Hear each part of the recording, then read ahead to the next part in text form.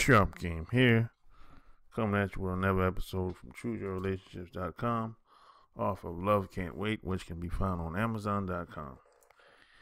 Today, there's a lot of money-hungry people out here today. I mean, you got some people out here today that will do anything for money. I mean, they'll prostitute themselves if they have to. They'll prostitute themselves even if it's for one night or for one event. I mean, there's no limit what people would do today. And I didn't know how money hungry people was until I moved to Georgia. I mean, I knew that people would do something strange for a piece of change from time to time, of course. But some places, there's different levels to the game. That's what I would say. There's always the person that I least expect, that would do something strange for a piece of change. And then I find it to be very interesting that, there was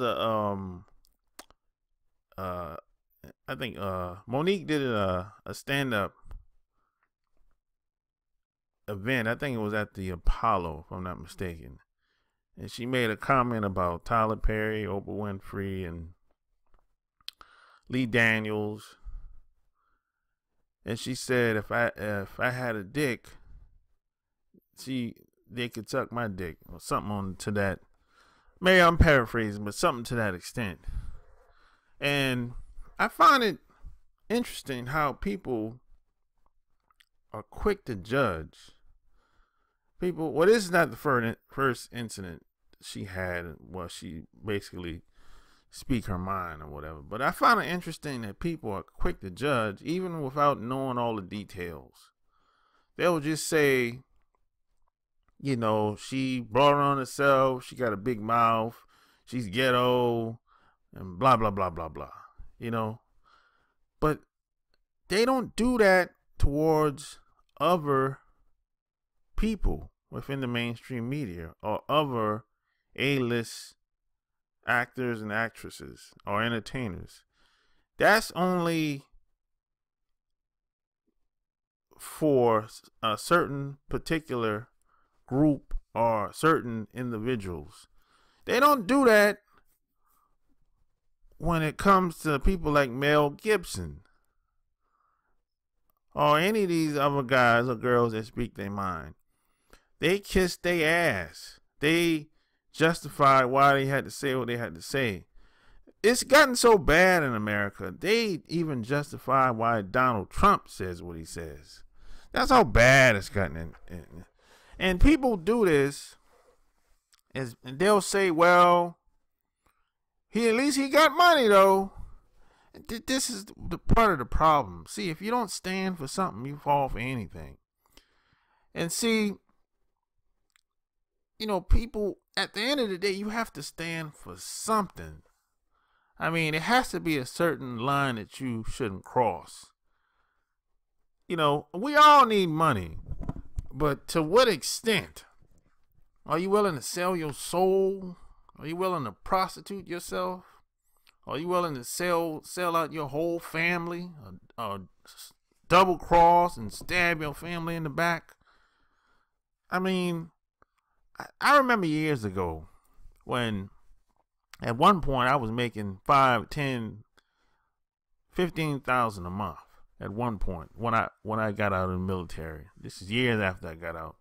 And I used to ride around with boatloads of cash in my car because I used to travel from city to city on the weekends mainly.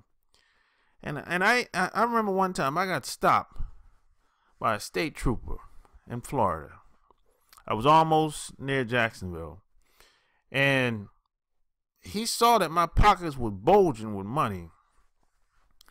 And if I didn't tell him that I was in the military, even though I wasn't, he would have taken my money more than likely, and I would have had to prove that I made this money.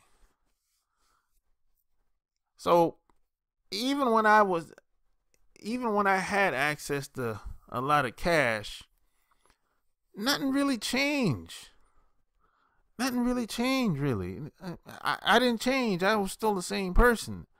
The thing that really surprised me is when I was making a lot of money like that, I was like, this is what people were fighting over, or prostituting themselves over, or trying to stabbing people in the back at work over, trying to get promoted. Nothing really changes. The only difference is you can buy shit, you can invest money, you can help your family and friends. You know, maybe you can give somebody a job. Maybe you can create opportunities for yourself or for your family. But besides that, nothing really changes, man. I mean, you can travel, you can do all that shit, but that's all I did. Nothing. I didn't really change as a person. I'm still the same person. But I was trying to figure out, why are people so money hungry like that? You know, it's not like, look, I didn't come in the world with a lot of money. You know, and when we leave here in this planet, everybody's gonna leave the same way, naked. You came in naked, and you're gonna leave naked. That's how it is. You're not gonna take anything with you, not at all. And 9 times out of 10, if you have children and whatever you pass down, they're gonna blow it anyway. 9 times out of 10, you might have one kid that got his head on right, everything is screwed on right, but the majority of those kids, they might not fight, but they're gonna blow it. They're gonna be irresponsible. They're not gonna do. I tell you what, they're not gonna do what they're supposed to do in most cases. That's what I witnessed over the past 30 years. And then you got, the Mother's Day just passed by, and a lot of these mothers are doing these kids a disservice because, they're using the kids as pawns in the game, in most cases. And a lot of these single mothers, even some mothers that's married, a lot of them, if you really pay attention to a lot of these women, they know they don't deserve to be acknowledged on Mother's Day, because a lot of them know they ain't shit. But nobody's gonna say that, because mothers are kind of untouchable in society. Mothers can pretty much say and do almost anything, and no one's gonna say anything. They'll just make it seem like every mother is great, she's smart, she deserve all the respect in the world, and that's just not the case. And that's how bad it's gotten in America. They have to come up with holidays to acknowledge women or acknowledge anything. And even on Father's Day, they're still acknowledging women. So what they've done in this country, if they've downplayed Father's Day and kind of placated and kind of turned it into Mother's Day all over again. So people are just doing, and that's the whole holiday is all about money for the big corporations. So the Mother's Day don't really have anything to do with the mothers. It didn't have nothing to do with it. That was passed through public policy, really. But a lot of women, they ride it because I guess they want to pump themselves up and make themselves feel good or whatever. But I just find it interesting how people, whenever money's involved, people kind of like if it's a lot of money involved, they'll kind of let shit pass by, or they'll say the person's crazy. Like they say, David Chappelle was crazy because he turned down $50 million for continuing the next season of his show back in the day. You know, everybody's not driven by money. You know, it can't be, it shouldn't be all about the money. If it's all about the money, you're gonna prostitute yourself. You're gonna be like, you're gonna be all over the fucking place. You know what I'm saying? I mean, how much money do you really need? How much money do you really need to thrive and survive in American society? Is it $5,000 a month, $10,000, $20,000? How much really do you need? I mean, if you want to go buy a fucking, I don't know, a luxury car, a Beamer, or a Bentley, or Tesla, whatever, when you get the car, 6 months later, it's going to be just like another car. It's like when you go shopping, 3 months later, it's going to be just like the rest of your clothes. I mean, it's like, it's a shallow way of thinking. It's watered down and it dissipates, and it doesn't really change anything. It's like a high.